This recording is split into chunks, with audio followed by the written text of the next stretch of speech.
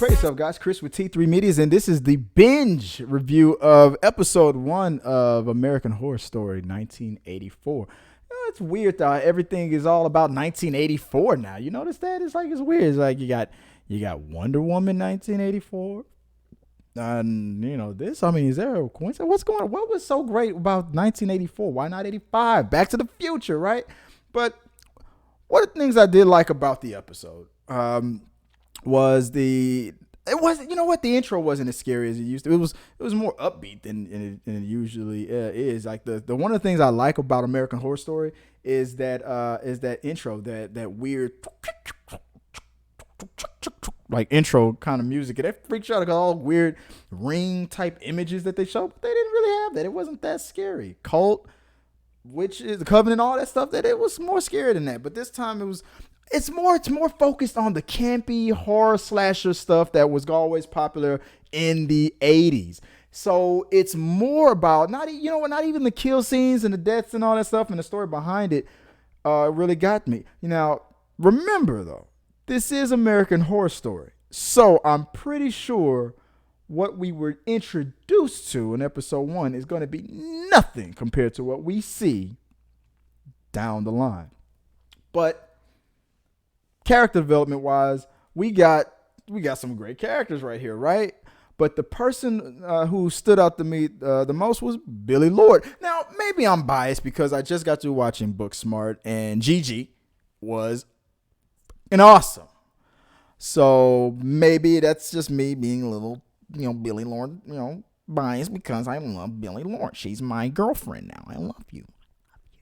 But she still stood out. Like the characters are what was and each one playing their stereotypical 80s, kind of character. They just dove right into it.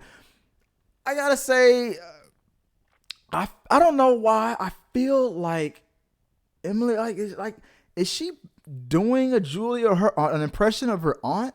Because I could see, especially the brother right there. I think he's playing that character from Return of the Living Dead. Like I can almost pick from a movie here, movie there, who each person is portraying. But I don't know why I get Pretty Woman in my head whenever I see. Maybe it's just because I know she's related. But overall, this was a nice little jump off to it. The whole slasher and the fact that he's right there in your face. The guy who was in the story slashing, killing people from the 70s, and he comes right back. He escaped from the mental hospital. They didn't even hide that, which makes me feel like he's not going to be the big bad throughout the whole thing. They're probably going to wrap that up in like episode 2 or episode 3 or whatever. And it turns out he's going to be a pawn or whatever.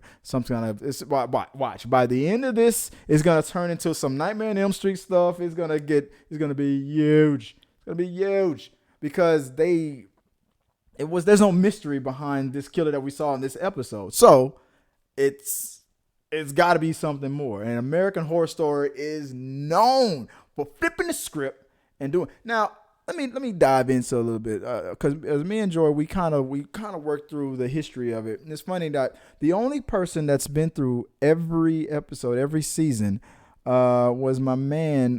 What's his name?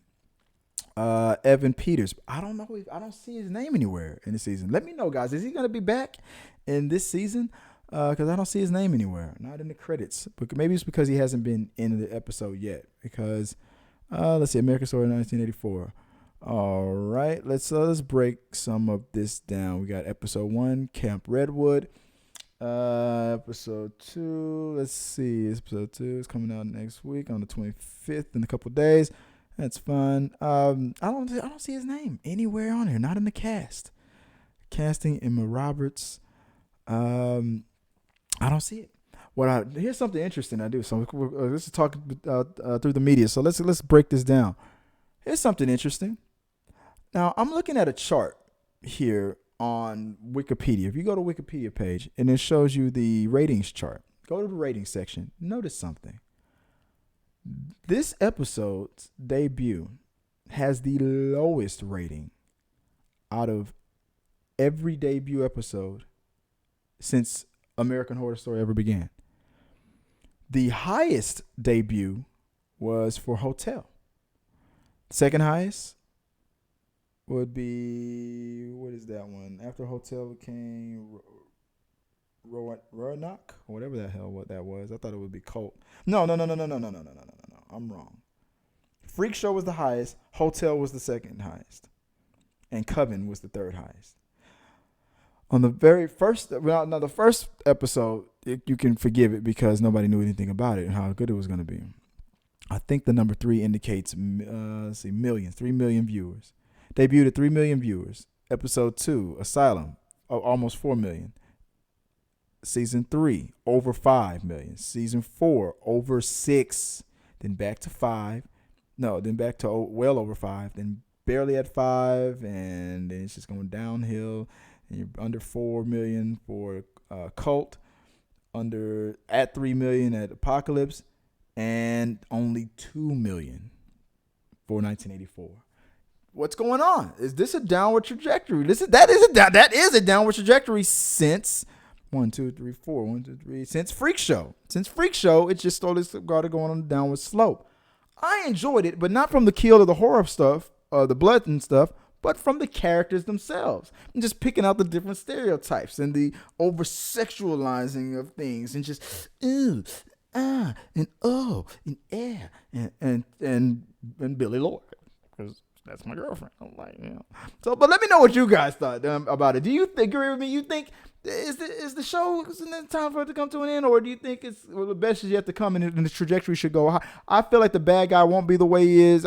There's going to be a big reveal. Hopefully there's going to be something else to shock us besides what we got with the major bad guy that we have for episode 1.